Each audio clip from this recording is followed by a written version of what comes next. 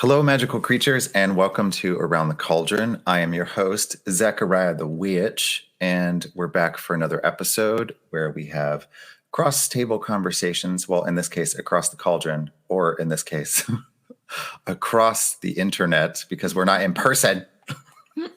My guest today is Elizabeth Messick, the Siren of Magic. Say hello, Elizabeth.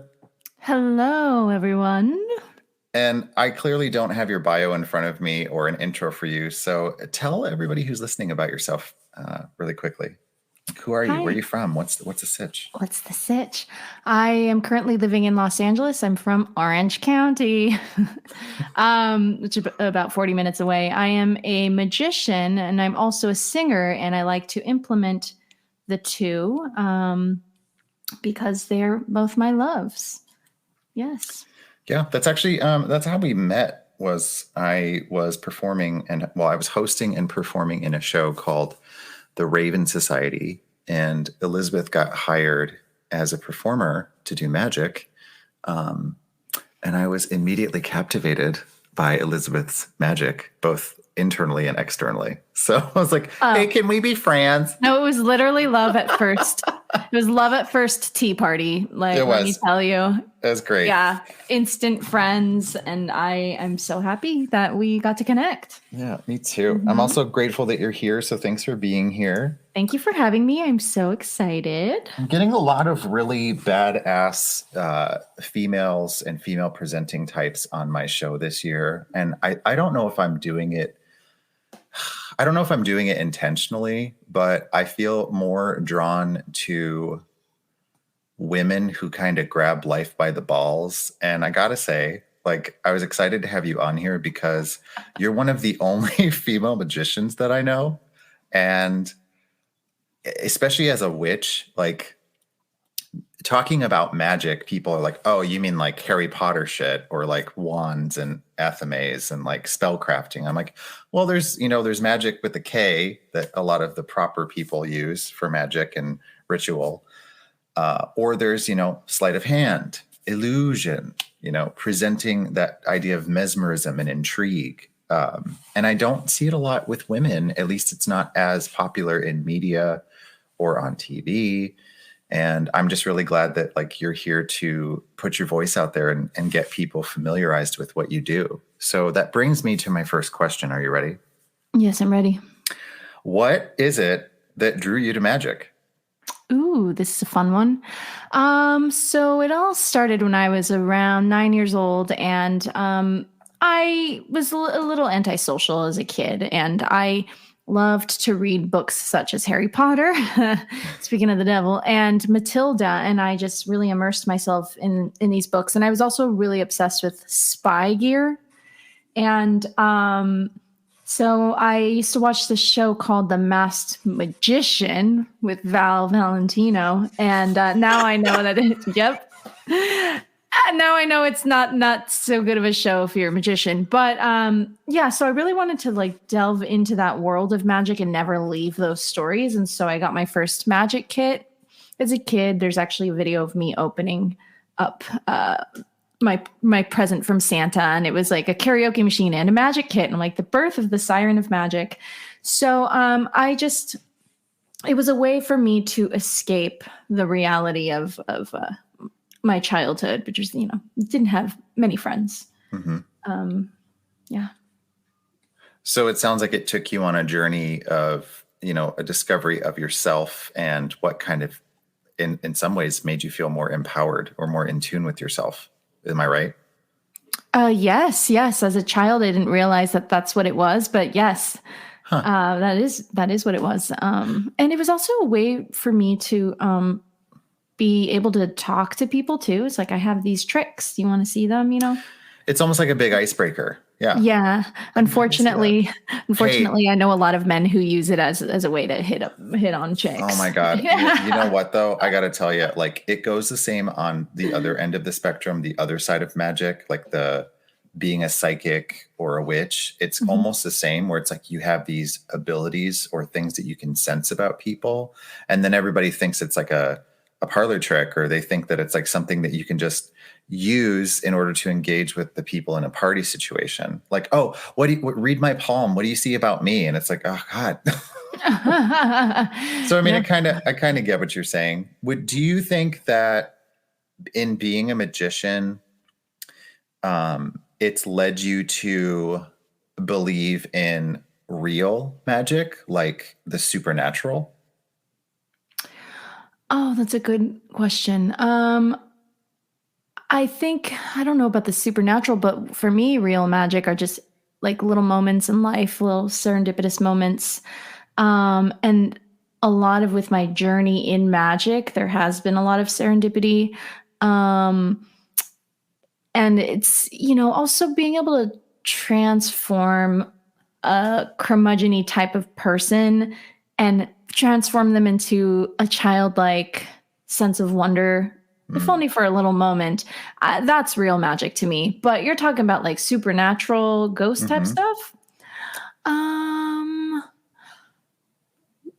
So I do a bit of a seance routine, and I have freaked people out who do believe in the supernatural. And I do know people who take advantage of certain magic tricks to make them seem like they can connect with the supernatural.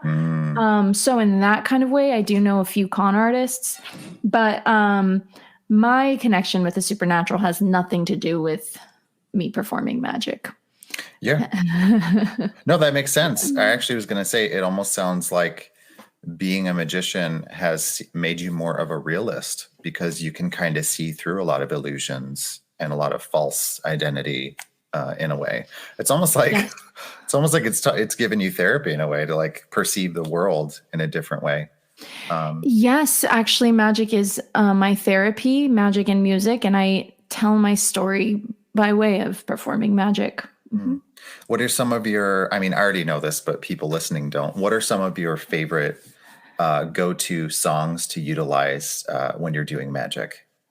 Oh, the one song that comes to mind, or I guess the two songs that come to mind, are "Dream a Little Dream of Me." My 1 hour show is entitled "Dream a Little Dream with Me," and it's the opening song to my show. I suffer from insomnia and depression and anxiety, and my dreams speak to me. So when I do fall asleep, I have what's the word called where you can control your dreams? Lucid dreaming. I lucid dream a lot, and my subconscious is constantly talking to me. And so as a form of therapy, I've created this show to have people join me on a journey through my dreams. And so, yeah, that song I've been singing for like 15 years. Same with White Rabbit. And it's great because these two songs, they were just like my go-to karaoke songs, and I would sing them in my bands and stuff. And now I'm carrying them along with me to magic. And the other one is White Rabbit, which is also a very dreamlike song. And both are very therapeutic to me, and I'm not sick of them at all, because every performance I do, it's with a new audience, and the audience is the one that tells the story. Yeah, music also has a way of stirring up the energy in a performance, and just in a room full of people in general. I think it connects us on a deeper level than we realize. It's almost like, it's kind of like how they say laughter is universal. I think the same can be said of music. Because even if you don't know the language that's being spoken in a song or sung in a song, you can still feel based on what that person is expressing through the rhythm and the cadence and the intonation and all that stuff. Do you think that like a good amount of being a decent actor or good actor is also a big part in the belief or getting people to believe your illusions? I'm a terrible actor, but I am good at presentation and playing myself, or a version of myself. So I can play characters. as long as I connect with the character in some sort of way, that's at least how I see it. I've never like really taken an acting class before. If I tried to act in like a drama, I don't know if I'd be able to do it. But what's important, I mean, for me, I know that the magic isn't real. It's all sleight of hand. And I have this guilt in me that I'm like sharing this with the audience, and I don't want them to think that I have magic powers, because I don't. And so there's this it's like a tug of war, you know, so which is why I like having the in my show, I like having the reason behind my magic is because we're dreaming, you know, and in dreams magic can exist. Right. But there are, if you do have really good acting chops, I think that's a bonus for sure. I'm like, yeah, okay. People believe that that person actually has powers, and that's, I mean, more power to them. Yeah. Yeah. I don't want to name names. Maybe I will, maybe I won't. But I mean, there's a couple magicians out there who, God, I can't imagine them being good actors, but people still believe that they have like supernatural abilities because of the illusions that they do. And I'm like, God, but they're so corny. Well, that's the thing. Yeah, you don't have to be a good actor. I mean, you've seen so many corny magicians out there. Yeah, but the magicians who are good actors are really good. So it's definitely helpful. But for me, it's just like what I play is a version of myself that I wish I was in the real world. I'm really confident. I'm cheeky, you know, that's what it is. It's the confidence. I can command a room and tell everyone to shut the F up, and I don't feel bad about it, you know. Yeah. I'm going to interrupt you there. I went and saw Elizabeth perform at a venue recently, and she was opening the show. She's doing a trick. She's setting up a trick. And there was a group of people that were sitting right against the stage, right by where she was opening. And she's singing a song and setting up this magic trick. And she goes, "I can hear you," in the middle of the song. And they just were like, oh shit. But yeah, it's true. I think this is where I love having these conversations with people who are witches or into the occult or not. Like even just someone like you that's like, I love the illusion and the art of illusion, because this is to me where the occult and your world kind of come together, because part of the mysteries, or the craft as we call it, is about the journey through all these trials and tribulations, but it comes to a place of self empowerment and attunement with all of who you are. And I think when you're a performer, you do emulate who you desire or wish that you could be 100% all the time. But the thing that I even tell my clients, and this is the magic of having this conversation, is just because you think that it's a character that you're putting on, or it's a part of you that you're pushing forward as an act, that part of you still exists because it's coming out of you. So that part of you is always there. It's the same as when I talk to drag queens or people who have gender identity or things that they're going through. There is that part of them that exists, and that's why they can push it to the front and perform, even though they don't think it's real. It is real because it's a part of who they are. That's where they're channeling it from. And to me, that's real magic. Like, that's like, oh, cool. Yeah. But it is funny because I remember in the show that I saw you in too, you had a bit where you were kind of like the creepy girl with the balloon. It's like, is that a part of Elizabeth? You know, what's funny is I was actually substituting for someone that night. I normally don't do that balloon act, but I'm like, yeah, it is a part of me, because I can have some creepy tendencies. If you want me to stalk the shit out of someone, if you're on my show, you gotta have it, okay? Yeah.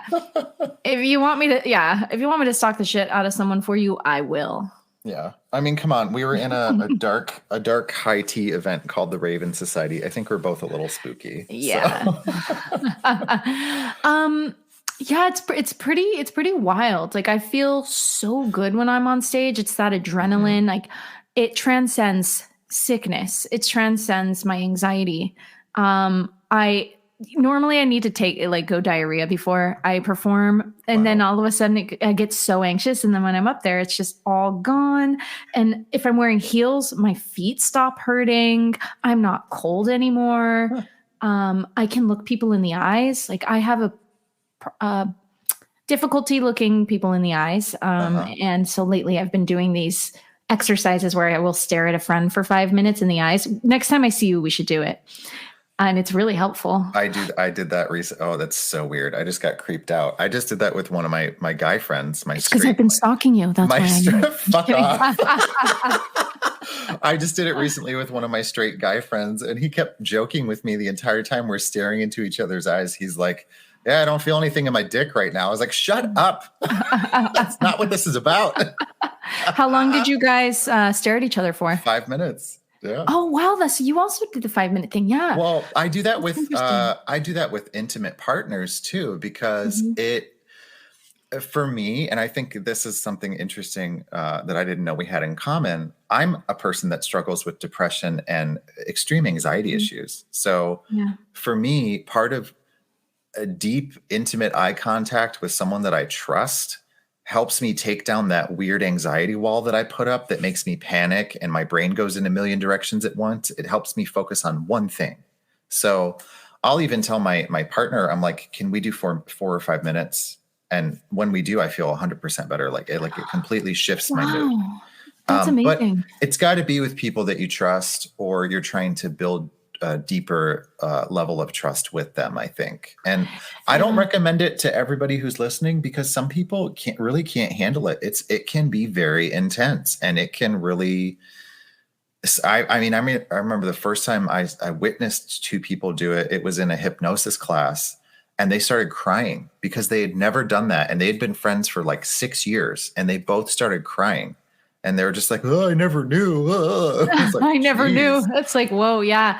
It's insane how much you can read someone's expressions just by staring at them. Because we weren't joking around or anything when I've done it with 3 friends now. And the last friend I did it with was my friend Alyssa. And I am such an expressive person who wears my heart on my sleeve. She knew exactly what I was thinking the entire time. And she was just relaxed the whole time, but I would like twitch, or my hands would shake, or I would start laughing and then try and calm myself down. And she was on that journey with me. And what she would do is she would just take a deep breath in and then out. And then I started kind of like copying her breath.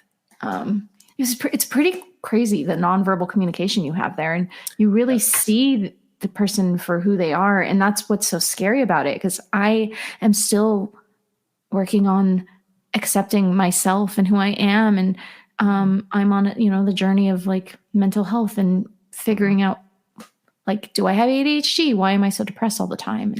And it's a lot. And performing really helps. Yeah. And I'm glad to hear you say that performing helps. But also just that part of saying it's a lot. I think even doing Around the Cauldron and this whole show, it's been about, as I put it in a metaphor sense, it's about the ingredients that make the magic that we create. And so everything that makes you, and just identifiably, quantifiably, individualistically you, that's all the ingredients of your magic. And that's what makes you unique and powerful and different from someone like me.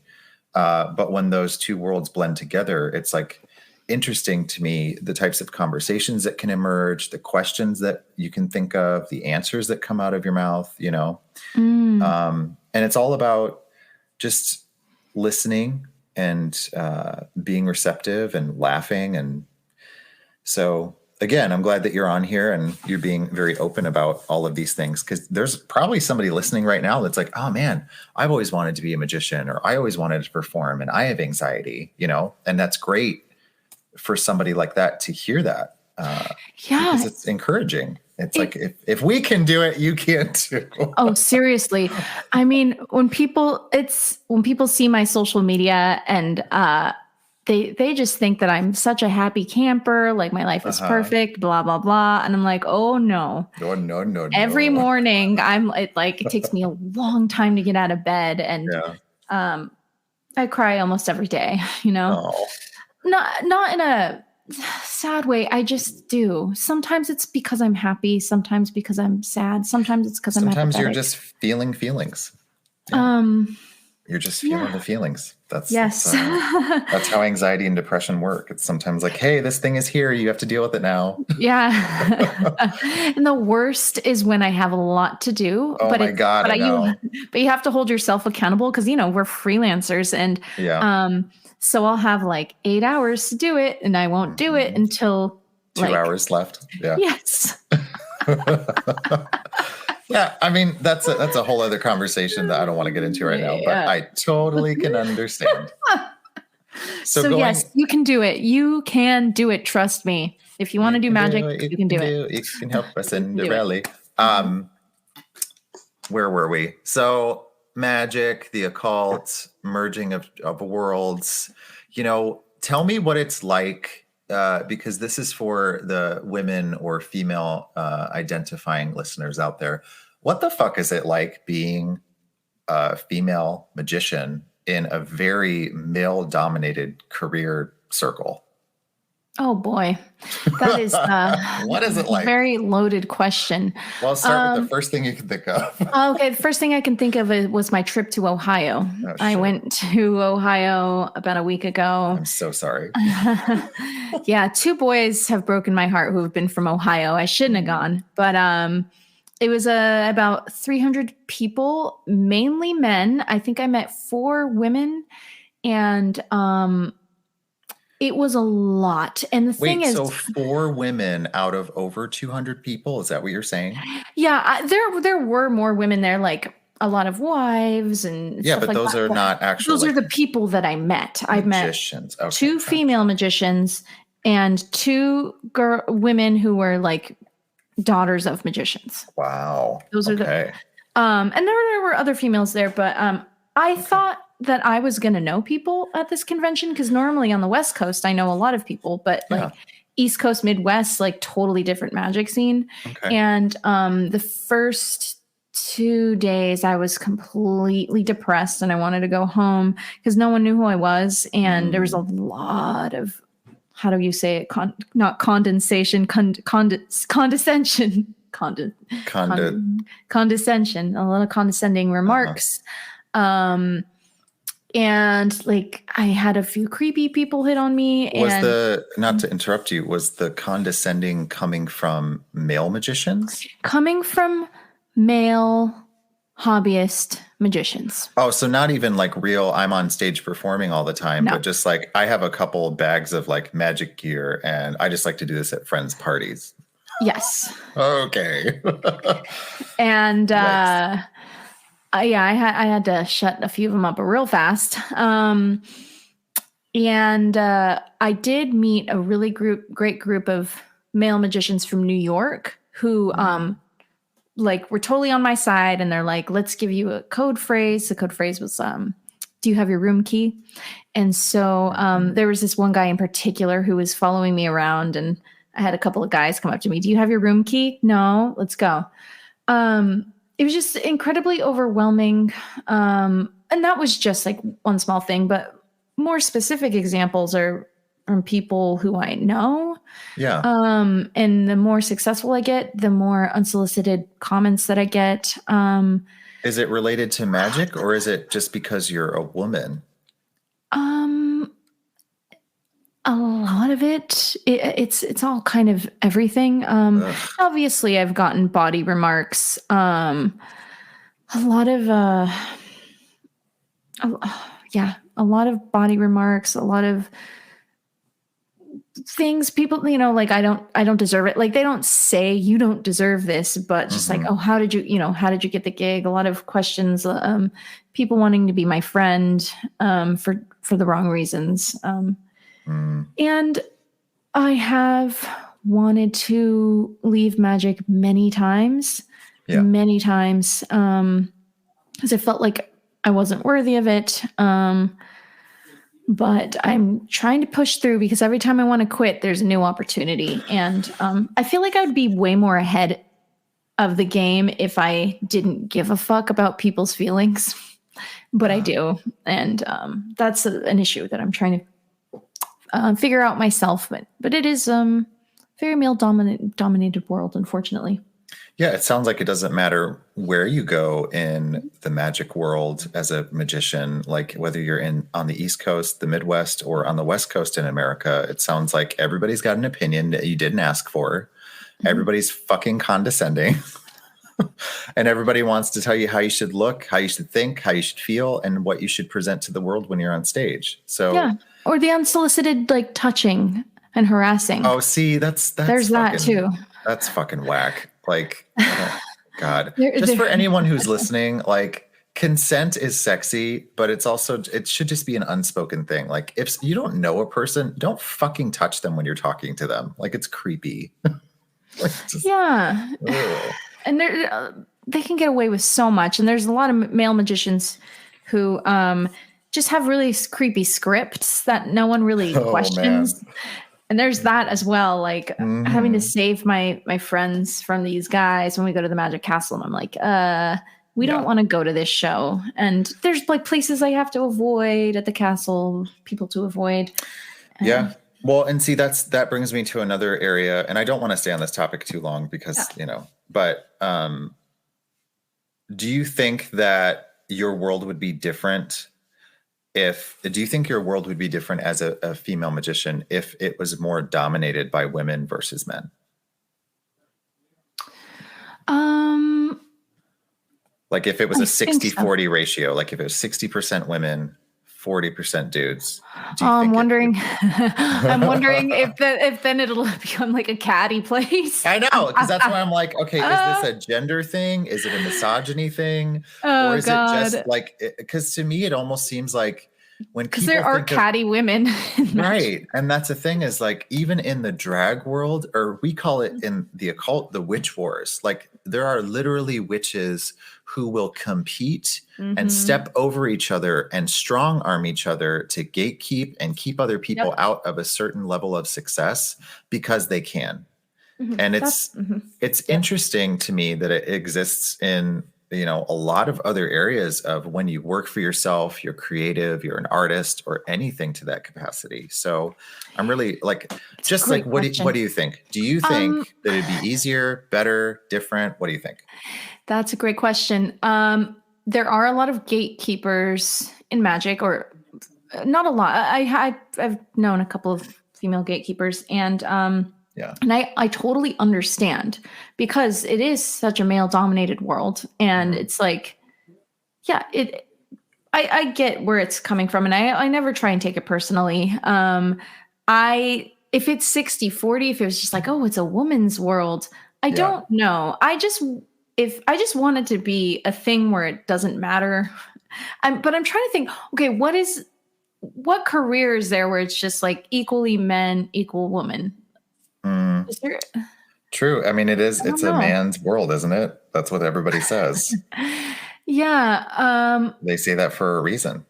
Yeah, that's a really challenging question because I truly don't know. But I will say, I am friends with so many amazing female magicians, like so many great, we're all super supportive of each other. And there have only been a couple of people who have been gatekeepers, but you know what?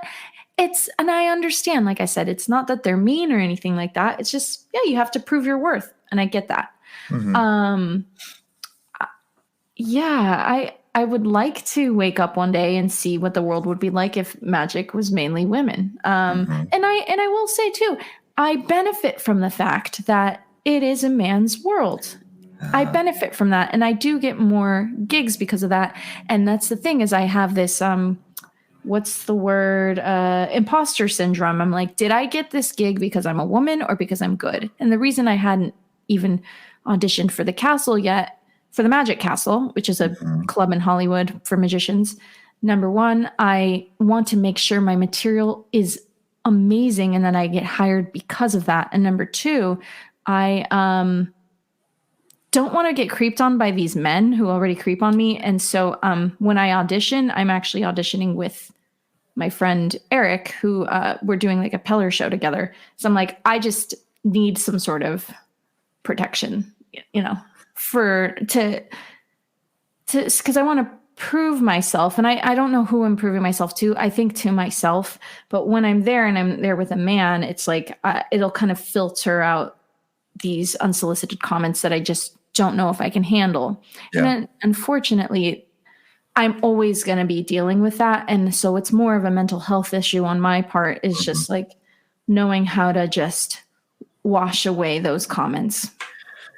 Oh man, that was a lot, Elizabeth. I'm sorry that you have to deal with that constant barrage of thoughts through your head, but it happened. It seems like that kind of stuff permeates a lot of other workplace environments. You know, I can't say obviously that I've ever encountered it because I'm a cis white male. You know, I look like the fucking boy next door. So I've had a very different experience in the world. So I'll never understand what it's like to feel vulnerable or freaked out by being alone with another person in a professional fucking environment. That's awful. The other day, one of the guys in New York was like, you live in a completely different universe than I do. And I know this. And I was like, thank you. That's good to hear that somebody can understand, because I think that also goes into other territories of topical conversations that more people need to be having, is that there's an experience that an individual is going to have that you will never understand, and you'll never be able to walk in their shoes. Point blank, period. Like you can sympathize as best as you can, but part of the big amount of doing the work and respecting another person's experience is acknowledging the first part, which is, I don't know what that's like, but I can try to understand as best as possible. And that starts with listening and having conversations like this. So and having a code word. And, you know, like doing things that make that person feel at ease so that they don't have to struggle through what they just told you about. Exactly. So kudos to those people that gave you a code word to get out of like a bad situation while you were in Ohio. Jeez. Yeah, I was like, yes, thank you. And they totally turned my trip around just simply by being there. It was really great. So shout out to the New York magnets. You know who I'm talking about. Hello. So moving to the next question. What do you think is going to happen? I mean, do you think there's going to be a surge of new magicians in the next 5 to 10 years? Or do you kind of think that what we got right now is what we got? What we got is what we got. Because listen, before you answer, I go back to the witch thing. In the last 5 years alone, there's been a huge, I mean fucking ginormous surge of, I'm a witch now. I'm an Instagrammable, aesthetically pleasing witch. And like everybody does all this shit online. And it's gotten fucking crazy. Like I don't even want to go into the topic of witch talk, as they call it on TikTok. It's the witchy side of TikTok. I can't. They fucking irritate the shit out of me. So, and for any of you that listen to me and you're a part of that stuff, okay, congrats. Like I just don't, I can't relate, because I came from like the era of having to physically go to a library and go to an occult section and sit there and read books that I couldn't check out because of living in a time as a teenager where it was still socially so unacceptable to be gay, be a witch, and to be a lot of things that people are okay with now, you know? So it's kind of, that's why I'm kind of asking, do you think that like being a magician is going to be more mainstream again, or is it going to surge? Like, what do you think is going to happen? I'm okay. I'm sorry about the witches of TikTok. I know exactly what you're talking about there. That's kind of how like I feel about like the unbiased, practical hobbyist magicians, right? Right. It's just like, oh, you're into Cobra Kai, yeah, but did you watch the Karate Kid? You know, on VHS. Shut up. That's how I feel. I'm like, I liked the Karate Kid before Cobra Kai. That's how I feel. But about magic, oh yeah, there's a lot of TikTok magic where they buy these like self-working tricks, and then all of a sudden they have like the TikTok like Gen Z look and they're like sexy at clubs. Hmm. Just doing these simple tricks and getting millions of views. And I'm not like that. I'm about theater and live performance, Yeah. and it is frustrating for sure.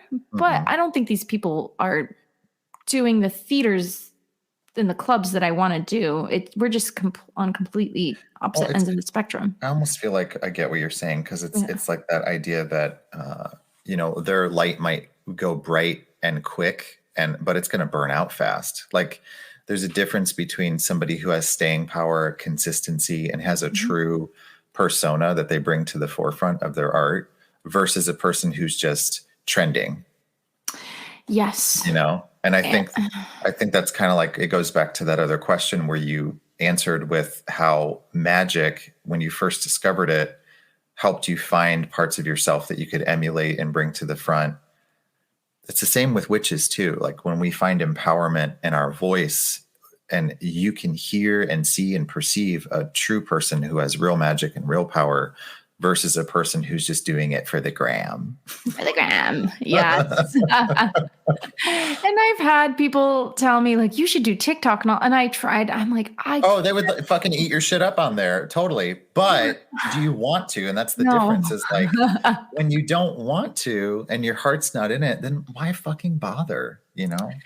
Right. I don't care about views. I Yeah. care about the quality of my work and telling my story and putting a smile on people's faces. I also teach magic to elementary school Oh, children. that was, It's I'm like glad you the said that. best. Yeah, I'm so glad you said that because I was going to say, what else is it that you do with your magic? And so tell people about how that works. Yeah, I teach at an elementary school in Los Angeles, for like first through fifth grade, and it's great. Most of my students are girls, and they Uh-huh. have no idea it's a boys' world out there, Wow. and so that makes me really happy, and it just reminds me of the reason why I started in the first place when I was a Mm, kid. Because I did quit when I was around 13, and I got back into it when I was 24. Um, because it was a boys club and I got made fun of it. It's like you're a boy, blah blah blah. And at that age, that's those words really affect you. So I'm like, I'm gonna put away my magic and just sing. mm. Um, so I do have hope for the future of magic. In my little students, they're really adorable. I love them. I love that too. I Yeah. mean, that's the thing is, longevity in life is also who you influence even after you don't exist anymore, Um, Yeah. Oh, that's it's, beautiful. well, it's true. I think if you leave a positive impact on people who either outlive you or who are, obviously going to outlive you because they're younger. Like I have Mhm, younger brothers, and mhm, it's important to me that I identify a lot of things that might be wrong with me that I can work on. I hold myself accountable to a certain standard for myself, but I also share mhm. with them all the pitfalls and trappings of being a fucking human being. And life isn't always beautiful, and what we see online isn't always reality at all. So Mhm. it's important to share just the truth and to be transparent. And, if it's art that you're sharing and how to express yourself, and I feel like that's something that we're entering into that era now where I see more and more kids that are, and when I say kids, I mean like 18 and under, because I'm Mhm. fucking pushing 40 here. But I think I'm seeing more and more of them very openly and freely be able to express themselves with their clothing, their identity, just so all kinds of stuff that like I couldn't have done. I mean, I did it anyway, but a lot of people my age didn't because they were worried about getting bashed or ostracized or being called names or, Mhm. so Yeah. if you can facilitate that type of environment and teach magic, especially to young girls who are probably maybe in the same headspace you were when you first saw a magic trick, Yes. that's great. It's it's quite lovely. I did a magic show the other day for a little girl who she's transgendered, and Mm. she loves Freddie Mercury. So I did a whole like seance routine where like Freddie Mercury like said hi to her, and it was the cutest thing. And I loved how accepting her family was, and the kids didn't even like think about it. It's just who she was. And that's what I'm seeing in my students as well. They're all very expressive with their clothes, and if I could help facilitate that, and through magic, and unfortunately, I'm just an after school teacher, but like unfortunately, with teaching also comes the realities of what children are going through, and I've also kind of turned into a therapist. I didn't realize that was part of the job. So that's a little tricky. And I'm just trying my best to provide a safe environment for these kids. And I hope some of them continue. We need more nice people in magic. And then this is where I kind of go back to the whole thing where we got on the topic of, being a male dominated world. I sometimes wonder, do the male magicians in the world that you work in, do they have those same thoughts or same concerns, or are they just in it for themselves? It really makes me wonder.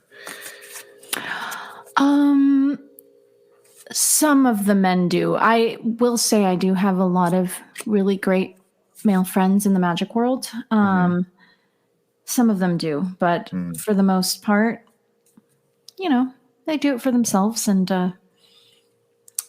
I'm like, okay, I don't understand that, but I accept you, and just you keep doing you, please, just as long as you're not hurting anyone. But there are some men who don't do it just for themselves. That's good to hear. Yes. So now we're on our last question, and then we're going to switch over to the cards. But the last question is, do you have anything on the horizon that you want to share? Anywhere that people can look for what you have coming up, or even anything from your previous Rolodex of work that you've done that you want people to check out? Yes. Let's see. I am performing. Hold on. Let me get my calendar up. Calendar. When is this coming out, by the way? I never put a day or time on it, but it'll probably be in the next few days. Oh, okay. So I'll be performing at the Black Rabbit Rose March 3rd, 4th, and 5th. That's Thursday, Friday, and Saturday. Oh, this will be out probably before then. Okay, great. Yeah. And that's in Hollywood, correct? That's in Hollywood. Okay. And I have a few projects on the horizon that I unfortunately can't talk about just yet. Oh, well, I guess I can talk about, no, I do have a couple more shows coming up. Also, March 18th in Rancho Cucamonga, I'm going to be performing with my friend Eric Thurston. I don't know that it's in Rancho Cucamonga. So if you guys are there, come. I don't know where in Rancho Cucamonga. Okay. And then do you have a website? Do you have Instagram? Yes. My website is www.sirenofmagic.com, and my Instagram is @sirenofmagic. Yes, those are the only public things I can think of, but just stay tuned because I have some fun projects on the horizon. I think you got some cool stuff on the horizon for 2022, 2023. All right, so I got my cards out. Y'all can hear the magical sound of shuffling. Now, Elizabeth, I want you to think of a question for yourself first, but then maybe help me come up with a question to answer for anybody who's listening, whatever comes to mind. Okay. So we'll start with the people who are listening, and then we'll do yours. Okay. So I come up with a question for people who are listening, or we both? What comes to mind? What do you? So this is like for the world. Yeah, for whoever's listening, whoever it resonates with. Okay. Whoever it slaps in the face. Yes. So for whoever's listening, I want to ask a question about their personal journey with trying to achieve a specific dream that you want to do, whether it is starting magic or learning the piano and like getting the I don't know, push to do it. Because I know it's hard to start a hobby sometimes. So what is going to, let's pull 2 cards for that. We'll pull one card that, what is the thing that will motivate a person to achieve their dreams or desires? Mm-hmm. And what is the thing that will pull them away from it? Or hinder them? Okay. Hindrance. What will be a hindrance to your progression? Let's see what we got here.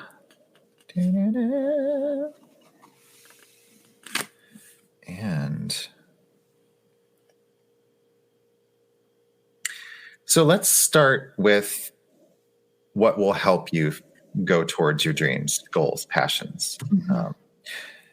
I pulled the 6 of Wands, and in the image of the 6 of Wands of the cards that I'm using, it's all symbols and signs of the Santa Muerte, the Holy Death. And in this image, it is a red cloaked image of her with a giant scythe, and she's cutting through a garden. And there's a lot of things that are on the ground, and then there's a lot of things that are ready to be cut. And so what the 6 here advises is you have to commit with boldness and to have complete awareness of how much of a gift you have and how important it is to share it. But you have to push through with as much energy as possible, as much enthusiasm as possible. But at the same time, have control of your desires, or as it's put, your expectations, because sometimes your expectation, when you don't get it, it causes you to make silly mistakes or to sometimes give up because you don't think that the right thing happened. So this is basically saying push through, do as best as you can, and get as close as possible to your desired result. But don't have any crazy expectation. Does that make sense? Mm-hmm. Okay. Now, the next card is the card that's going to hold a person back, be a hindrance, going to slow you down, or it's going to be a lesson that you'll have to learn or just work through. And surprisingly, it's the Lovers. Now, usually the Lovers is like great in a reading for an individualized person, but in this sense, the Lovers force us to choose. They force us to choose what has more importance. Because a lot of the time the Lovers represent a period in our life of learning and growing, but that also includes the time in our life where we have a lot of doubt or things feel really ambiguous, or we constantly put ourselves in a position where we feel as though we're at a crossroad and we have to choose a direction. That can be a big setback to a lot of people in order to make steps forward towards what they want to do, what their passion is. And so the advice that I want to give for this card is pick a fucking direction. It doesn't matter where it's headed, but stick to a plan. And don't hesitate. It's very similar to what the 6 of Wands says. It's like, with as much energy as you can, cut through this right now. Like, just go for it. Because usually if you just start walking, the road sometimes will reveal itself while you're on that journey. And while it may not be like those first steps of what you thought would put you in that direction, it will probably show up. It actually, Elizabeth, makes me think of what you said earlier, where you were like, every time I think about leaving magic, a new opportunity presents itself. A new idea comes to me. And it's like, that's kind of what that road is. It's like, you walk for a while and you don't see anything, but then when you're like ready to give up, all of a sudden you see something on the side of the road and you're like, oh, that's interesting. Mm-hmm. So just keep on trucking, bitch. Yeah. Okay, so that was for the people listening. Yes. And now, what is your question? This is going to be a question about mental health. Mm-hmm. I am currently, going through the journey of discovering my brain a little more and understanding myself a little more. So just something about that, like, will I be okay? Am I going to be okay? Yeah, like just a general kind of thing. Okay, let's see. Well, I think you'll be okay, but let's see. I know, but I want to hear what the cards have to say. Fine. I want validation. Fine. Like, fine. Or I guess, like, will I learn about myself? Or I don't know, like. Okay, now you're adding too much. Okay, I'm adding too much. No, will I be okay? Fine. I was just trying to be more specific. The card that I put down for you answers this question pretty plainly, because it's a 4, which is a very rigid, analytical, and structured number, first of all. And then it's the 4 of swords, which has to do with our intellect and our mind. So the 4 of swords is, to me, a very stable and balanced card. It's associated with kind of like taking a time out.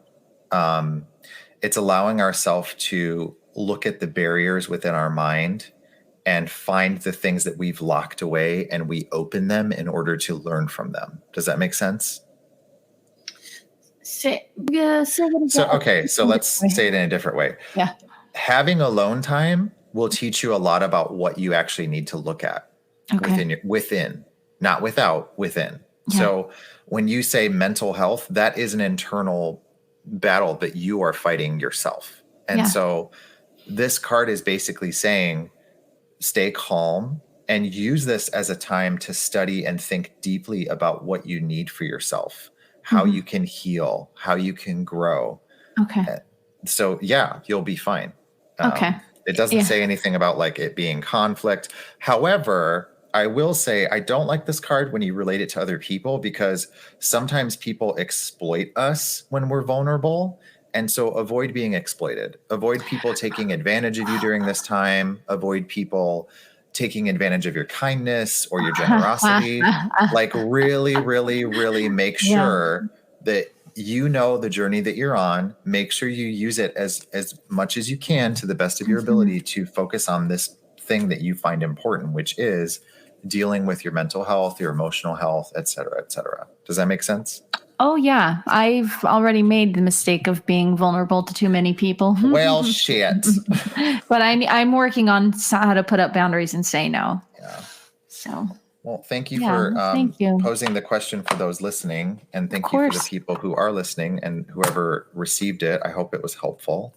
I hope it was helpful. And I believe in you. Whoever's listening, I really believe in you. And I think it's important to know that you can do it, whatever you put your mind to. If I can do it, trust me, you can do it too. Yeah. I mean, I said that earlier. If we can fucking do this shit and we have anxiety and depression, come on. Yeah. We love you. I love you, whoever's listening. If you listen to a podcast like this, I can tell we're already going to be friends. I love you very much. And I love you, Zachariah. Oh, I love you too. You're amazing. You are just so wonderful. And I can't wait to see you again. Yeah, I know. I'm excited to just like hang out and collaborate and do all the things. Which brings us to the last part of the show. On Around the Cauldron, I always ask my guests to share a few things, people, places, or things. It doesn't matter, but a few things that they want to express gratitude for. Oh, so like, what are 3 things you're grateful for? Okay. I am grateful for my strength that I didn't realize I had. Yeah. Yep. I am really, really grateful for my friends who have been so supportive in my journey of through mental health and my career. So grateful for my friends. And you said 3 things? 3. Or you can do as many as you want. It doesn't matter. Let's see.